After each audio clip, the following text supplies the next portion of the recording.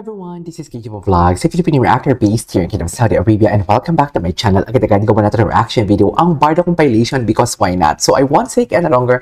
I'm really excited to watch this. Mamaya, may babasahin akong comments sa inyo. Hahanapin ko lang kung saan comments na yun. Pero kasi may nagsabi talaga doon na andun mismo siya sa event, and exactly the point na si Barbie daw talaga yung maiksi ang buhok. Hindi ko na talaga siya i-confirm or i-deny dito ha, kasi wala naman ako doon sa sitwasyon na yun, and at the same time, ang itsura kasi blurry talaga hindi talaga makita. So, hindi ako makakapag-assume or hindi ko masasabi na si Barbie yun. Di ba? Though, ang mga indication, the skin tone, the cut, nung hair ng cat, si Barbie talaga. Pero may tanong lang talaga ako for today's video.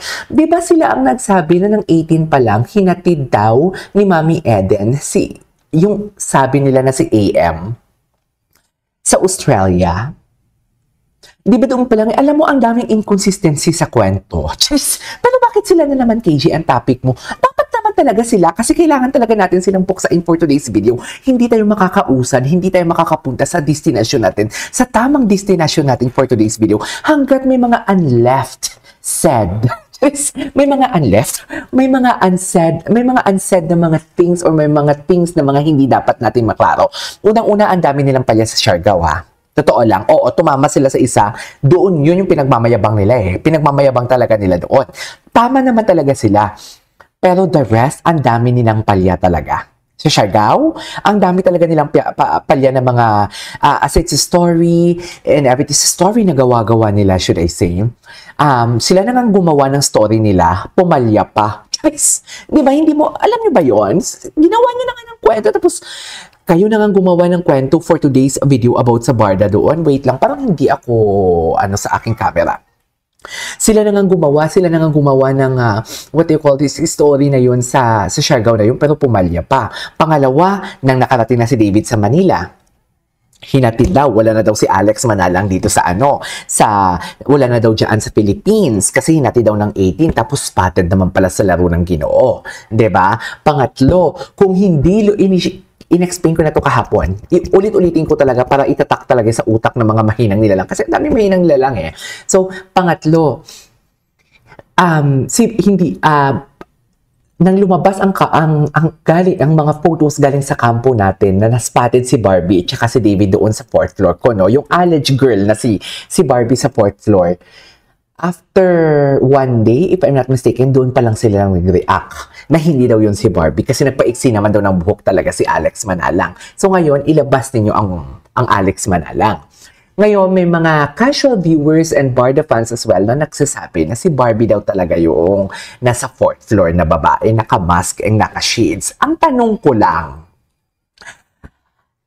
lang, di ba ang isang tao pag may tinatago or pag may ayaw malaman or pag may special something, kahit hindi special something or special someone, kahit sabihin na lang nating secretive sa isang bagay, binatago nga. Bakit nagtatago? Anong meron? Bakit nagtatago si Barbie? Ang sabi ko nga sa inyo, pag ang isang taong, isang love team or dalawang taong ini-issue, nagtatago talaga yan. Hindi yan makikita. Katulad kay Jameson and Barbie. Kung may relasyon or kung may something si Barbie and Jameson, sa palagay nyo, mag-holding hands sila in public. Siyempre, hindi. Bakla kayo ng taon. Pa-comment naman ako kung anong ulam ninyo for today's video. Kasi nagugutom ako. Kahapon pa ako walang kain. Chocolates lang ang kinain ko kahapon. So, di ba? Kung may pinatago si David and Barbie, nagtatago talaga yan. Hindi umattend sa PMPC. Ang sabi ko nga sa inyo, mas tanggap ko pa or mas kakabahan ako na ang isa sa kanila pumunta.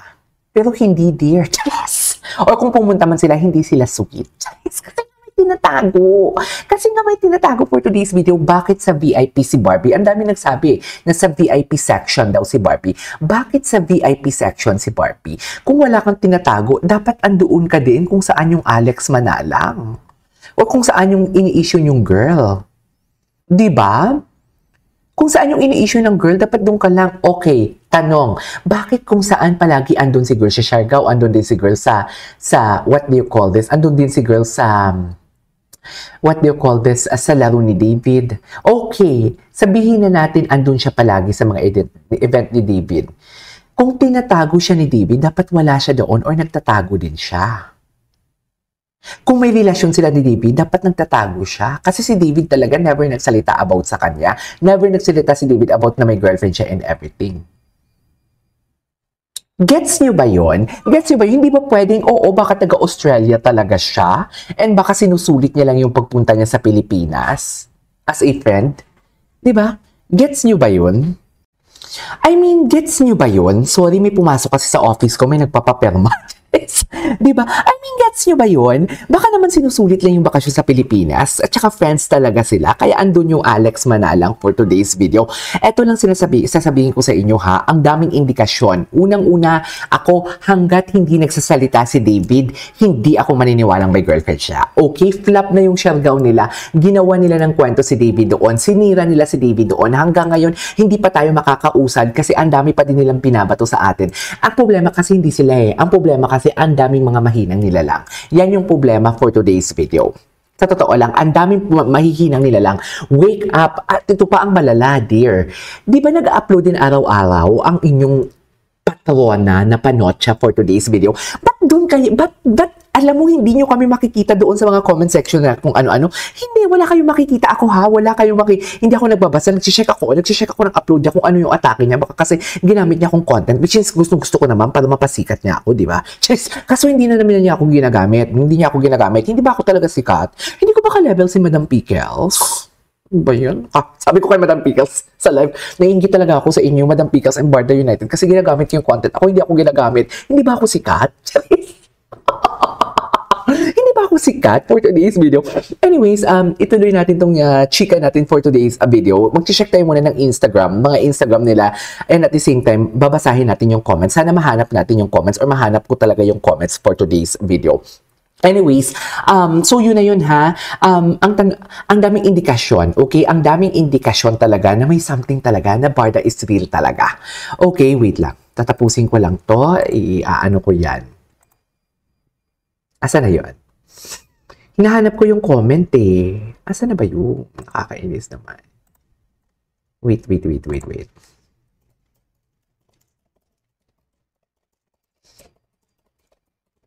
Diba? Maraming indikasyon na ano talaga, na Barda is real. Kasi unang-una, bakit ka magtatago? Bakit ka magtatago talaga doon sa mga tao?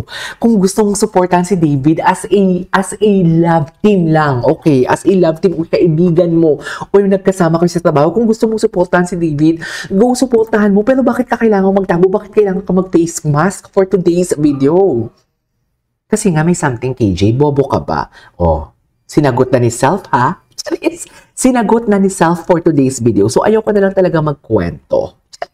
So, I won't take any longer. Agad-agad gawa natin to reaction video. Yung mga tag naman kay Ginoo for today's video. Ano to? Saan si Ginoo? Panalo na naman. Okay, David Licao ko. Herman Moreno. Ay, ito si David, oh, sa One Sports. Tapos na yung laro ni David, no? May IG story si David, eh. Ano to? Hindi, napanood na natin to kahapon. So, may IG story si David. Ano yung IG? Ano na naman to? Sobra Cafe. Taray.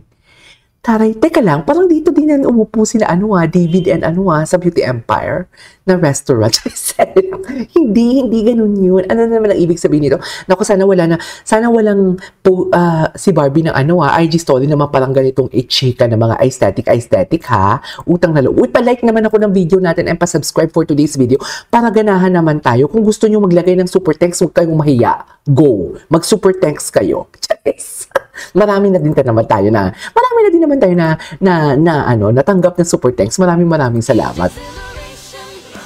Okay, tapos na to. So, wala. So, walang sa IG. Walang chika sa IG for today's video. Ito, tapos na din to, diba? Ay, hindi pa. Sa Tsaka dear, magkatabi talaga sila ni Barbie, knowing the fact na ambassador sila ng SM ng McDo, kasama si Hart. Dapat sa gitna talaga si David dyan kasi dalawang babae. Diba? Hindi mo kaya. Hindi mo kaya. Ngayon, sabihin nyo sa akin, i-debunk nyo ko, pasikatin nyo ko, gamitin nyo kong content. Gamit ako content! Yes, David. Ang cute talaga ni David. Anyways. Barbie, David, and Hart revealed their secrets to getting rewarded. We went to the My McDonald's Rewards launch and learned how to get more for our money. Here's how it went. There were fun activities, a photo booth, and performances by Barbie Forteza and David Licao. The best part, Hart Evangelista. Nasanay lang kasi talaga tayo yun nangyari sa Sambuanghe. Diba? Na parang sweet-sweetan talaga sila. Yun talaga yung sinabi ko din kay Self. Nasanay talaga tayo. And then mag-drive through. So, si Hart talaga napaka-sophisticated ito ni Hart eh. QR code to earn points and redeem them for free goodies. As Barbie totoo and David pa? said, namin each other with points. ready to turn your cravings. Paborito pa naman ng pamangkin ko yung ano. Who you'd share your points with? Barbie, David, and Paborito Hart ng pamangkin ko revealed yung their secrets to getting rewarded. McDo. Ay, may gustong, may si, ay, grabe yung acting skills, so. Ngayon na ba ay, nakalabas na ba yung David na eksena sa View? Nakalabas na ba? Ang gwapo talaga ni Sam. Kabahan talaga kayo kay Sam. Kabahan talaga kayo kay Sam for today's video. Wala na. Ano ba yan? Oh? Iba talaga yung acting skills ng isang Barbie Forteza, no? Ay! May skandal? Madilim na lihim. What the hell is that? Ay, actually, 7 days ago pa yun. Alright, there you go guys. That is our for today's video. Our Barda compilation. So, klaro na tayo dun, ha? Clear na talaga tayo doon. Yung about sa bakit nagtatago. Diba? Kung wala namang special something, bakit nagtatago? Pero itong Alice girlfriend, aminin ninyo, kung may mga tinatago talaga kayo at ayaw malaman ng mga tao o ayaw kayo machismis, nagtatago talaga kayo for today's video. Nagtatago talaga kayo. Diba? Itong Alex Manalang naman and David Licao ko, halatang friendship kasi si Siargao talaga, wala tayo nakitaan kung ano-ano, mami. Unang-una pa lang, doon, ang dami nilang palya sa kung anong story, alam mo, naniniwala talaga ako na fake news peddler talaga sila. Kasi okay lang na tinag ko sila as fake news peddler. Kung isang beses lang sila nagkamali, dalawang beses, they're consistent. Consistent talaga ang kwento nila. Consistent na mali-mali. Charis! Buti sana kung tama, consistent na tama, pero mali-mali talaga for today's video. So yeah, that is our for today's video. This is KJ Vlogs and see you on my next vlog. Bye!